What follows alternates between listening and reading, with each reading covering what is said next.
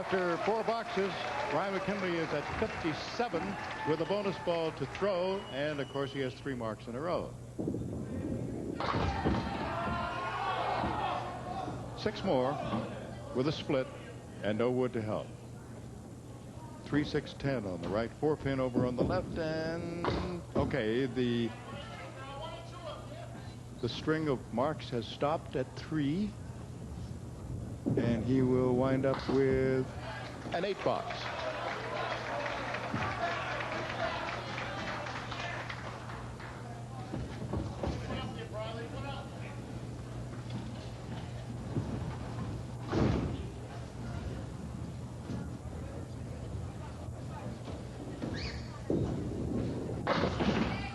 Four horsemen left side and the 9 pin. Not an easy shot.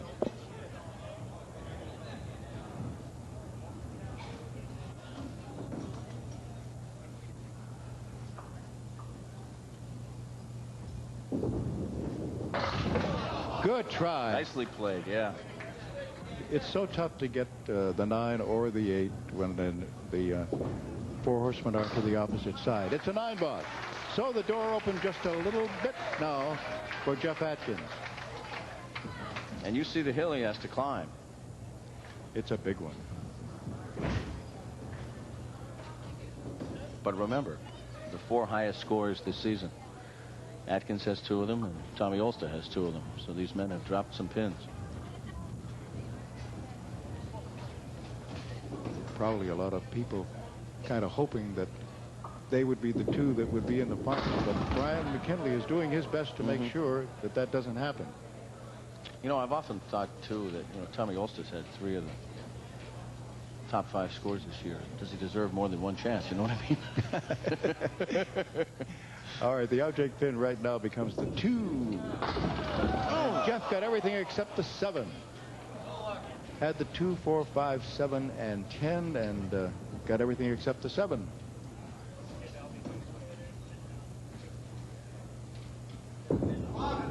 A lob cost him a pin, so it's a 9 box, as Ralph Stewart calls it.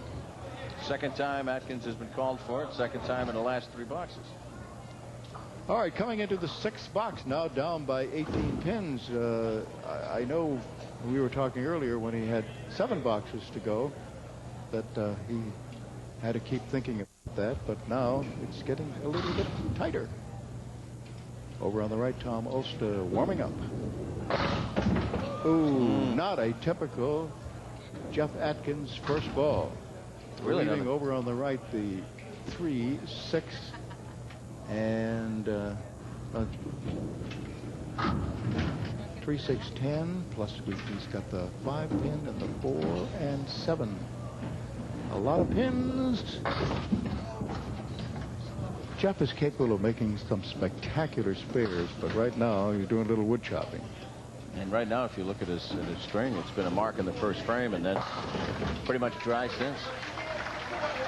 All right, Brian McKinley now moving up with a lead of 18. And 4 boxes to go. If he holds this lead, he's 4 boxes from the 2-string championship round.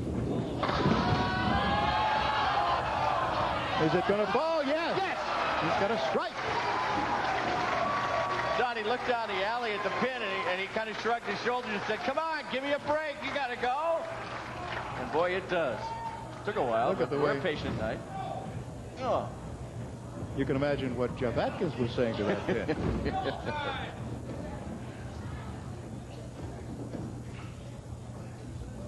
Now Brian, with his bonus ball, gets himself 6.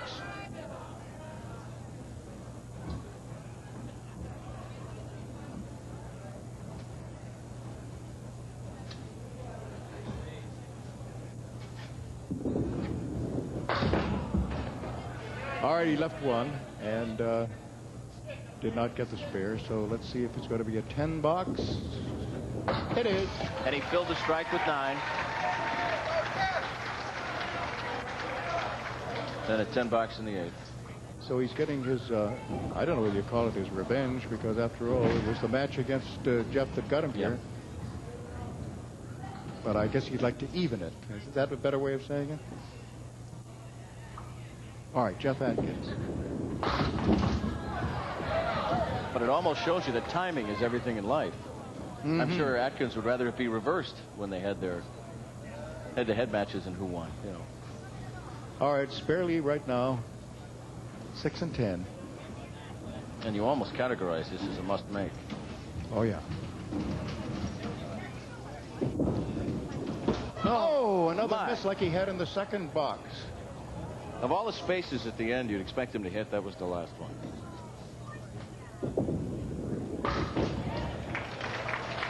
A 10.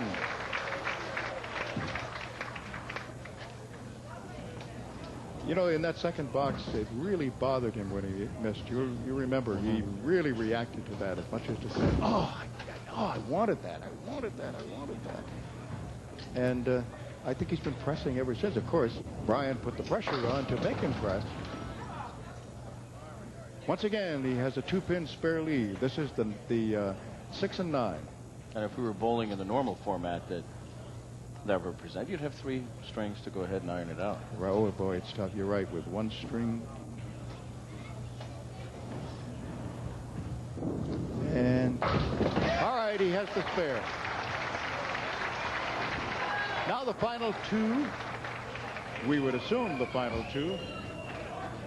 Brian McKinley of Hudson, New Hampshire.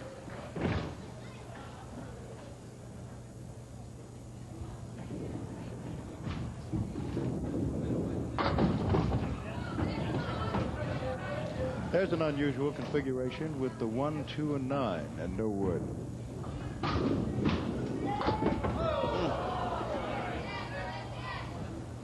Little sigh of relief from Jeff and his supporters. He's pinning very well, though, Brian. A 10. And a 119. And Jeff at 82 plus a bonus ball.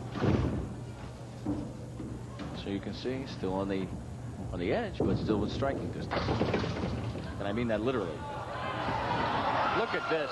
And they go down, except for the 10-pin for Brian. And he has a clean run at the 10-pin.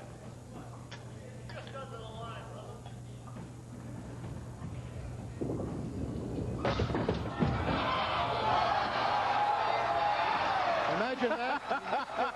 And I'm sure that Jeff thought, wow, I never expected him to miss it. I got a little break here. And all of a sudden, that piece of wood came rolling across. You know, sometimes you just look up to the heavens and say, the bowling god's in my back pocket right now. Look at that. And he fills it with that. Holy cow.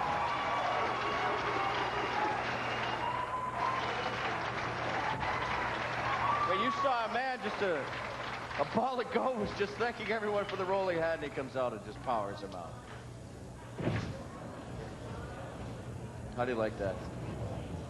How would you like to be Jeff coming up now at 82 through 8 and looking at a 139 up on the board already for Brian?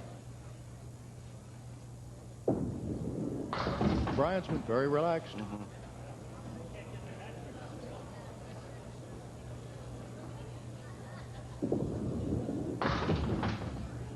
And, you know, a lot of people, I think, thought that, you know, Brian isn't as well known. He was in with Tall Cotton, I'll tell you, you know. I mean, these guys. A 9.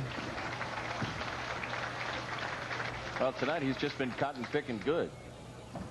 I knew you wouldn't let that one go by. But we're still a triple away. All right. Here's the first one, huh? Nope.